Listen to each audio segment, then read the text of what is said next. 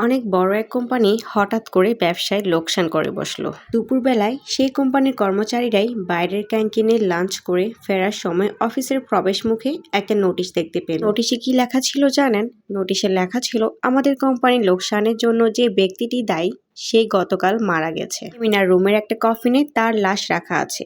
যে কেউ তা দেখতে চাইলে আমন্ত্রিত। যাই হোক, একজন সহকর্মীর মৃত্যুর খবর শুনে প্রথমে লোকেরা কিন্তু খুবই দুঃখ পেল। তবে এরপর তারা খুব কৌতূহলী হয়ে উঠলো এই ভেবে যে আসলে কি হতে পারে সেই ব্যক্তিটি, কিনা তাদের সাফল্যের পথে বাধা হয়ে দাঁড়িয়েছিল। তাই সব কর্মচারীরা সেমিনার রুমে এসে একত্রিত হলো। সবাই ভাবতে লাগলো আসলে কে সেই লোক যে আমাদের সাফল্যের পথে বাধা হয়ে দাঁড়িয়েছিল। তবে সেই হোক, অন্তত সেই তো এখন আর বেঁচে নেই। সবাই যখন একে একে কফিনের কাছে গেল এবং ভেতরে তাকালো, হঠাৎ তারা কেমন যেন বাকশূন্য হয়ে গেল, যেন তাদের খুব আপন কারো লাশ সেখানে রাখা ছিল। কফিনের ভেতরে আসলে কি রাখা ছিল জানেন?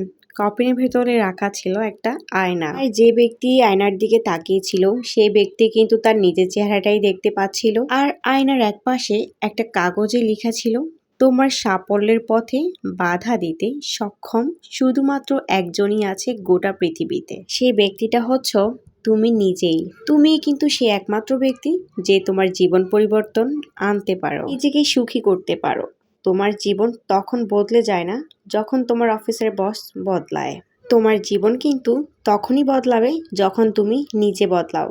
তোমার সক্ষমতা সম্পর্কে তোমার নিজের বিশ্বাসের সীমাটা যখন তুমি অতিক্রম করতে পারো, শুধু তখনই তোমার জীবন বদলাবে, পূরণ হবে তোমার জীবনের লক্ষ্যগুলো। তো নিজের আলোয় আলোকিত করো চারপাশ, নিজেকে জানো, নিজেকে বুঝো এবং নিজের মতো করে চলো। নিজেকে পরিবর্তন করো যতক্ষণ না তুমি সফল হচ্ছ। যাই হোক, আমার এই ছোট গল্পটি কেমন লেগেছে অবশ্যই কিন্তু কমেন্টস করবেন। আর ভিডিওতে দেখেছেন আমি আমার মেয়েকে একবার স্কুল ড্রেস পরে রেডি করে দিচ্ছিলাম। ভিডিওটি ছিল গত বৃহস্পতিবারে, আর গত বৃহস্পতিবারে ছিল আমার মেয়ের স্কুলের প্রথম দিন। দেখতে দেখতে আমার ছোট মেয়েটি কিন্তু শিক্ষা জীবনে পা দিল। রেডি করে কিন্তু বাবার সাথে স্কুলে চলে গিয়েছিল। আর স্কুল ছুটির হওয়ার আগে আমি ওকে গিয়ে নিয়ে এসেছিলাম। গত সপ্তাহে আমার বড় বোন এসেছিল, আর আমার বড় বোন আসার পর থেকে একের পর এক পিঠা বানিয়ে আমাদেরকে খাইয়েছে। আমি সব ধরনের নাস্তা আইটেম বানাতে পারলেও ভাপা পিঠা কিন্তু এখনো বানাতে পারি না। আসলে পারি না বললেও ভুল হবে, আমি কিন্তু কখনোই ট্রাই করি নাই। তো বড় আপু আমার বাসায় এসে খুব সুন্দর করে কিন্তু ভাপা পিঠা বানিয়ে আমাদেরকে খাইয়েছিল। আর আমি ওর থেকে কিন্তু খুব ভালোভাবে বুঝে নিয়েছি কিভাবে পিঠাগুলো বানাতে হয়। এবার নেক্সট টাইম কিন্তু আমি নিজের হাতে ভাপা পিঠা বানাবো।